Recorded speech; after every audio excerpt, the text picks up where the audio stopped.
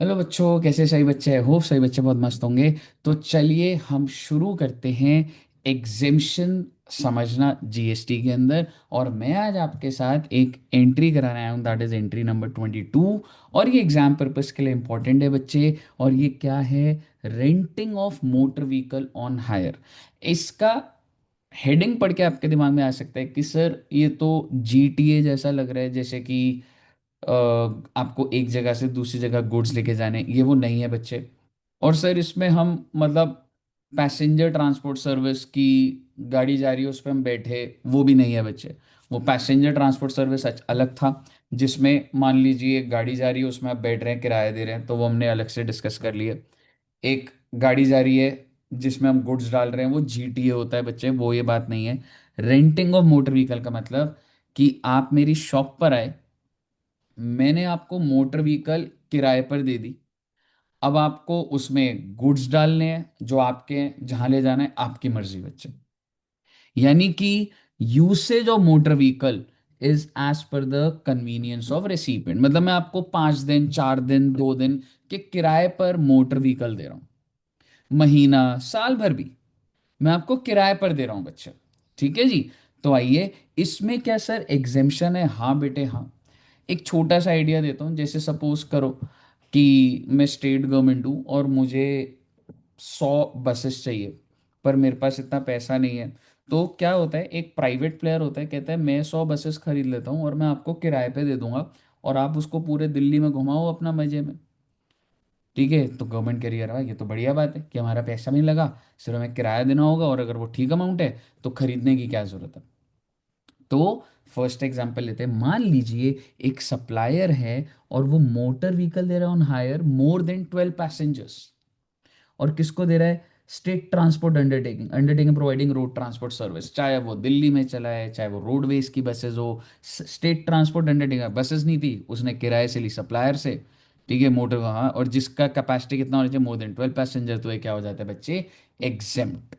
ध्यान रखिएगा, पैसेंजर जा रहे हैं इस पे। अगर मैं स्टेट ट्रांसपोर्ट को, अगर मैं गुड्स वाला देता, उसकी बात नहीं चल रही, पैसेंजर वाला एग्जेम्प्ट है।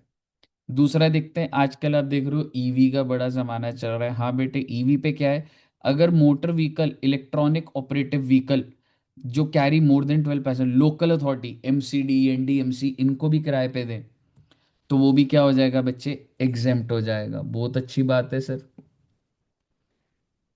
वो भी क्या हो जाएगा बच्चे? एग्जेम्प्ट। और आपको ये इंपॉर्टेंट पॉइंट है बच्चे, यानी कि यहाँ पर इलेक्ट्रिक व्हीकल है, यानी कि लोकल अथॉरिटी को अगर मैं नॉर्मल वाली देता तो वो टैक्सेबल हो जाएगी, और अगर इलेक्ट्रिक होएगी तो वो क्या हो जाएगा? एग्जेम्प्ट हो जाएगा। अच्छा सर, इसके अलावा अगर ये बंदे के पास बहुत सारी बसेस हैं, एसटीयू को दे रहा है तो एग्जेम्प्ट है, लोकल अथॉरिटी को ईवी दे रहा है तो एग्जेम्प्ट है। लेकिन अगर किसी और को देता है other than state transport undertaking, तो ये टैक्सेबल हो जाएगा। यानी कि सपोज करो रिलायंस को 500 बसेस चाहिए, मैं रिलायंस को 500 बसेस पूरे साल के लिए किराए पे दे रहा हूँ, तो क्या बेसिकली एग्जेम्प्ट होगा? टैक्सेबल होगा, टैक्सेबल हो जाएगा। इसके बाद ये जो सप्लायर है, ये मोटर व्हीकल किसको दे रहा है? फॉर हायर फॉर गुड्स, किसको? जीटीए को, वो भी एग्जेम्प्ट। वाह भाई वाह।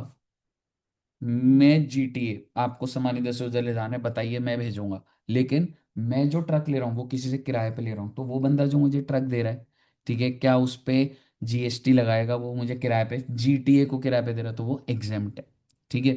And last, educational. एक स्कूल है, चाहे वो प्री स्कूल या क्लास 12 तक, उनके पास बसेस नहीं है। उन्होंने एक इंसान को बोला भाई बसेस किराए पे दे देना। उसने बोला क्या करोगे इसका किराए का? गिवन और है for transport of students, staff and faculty.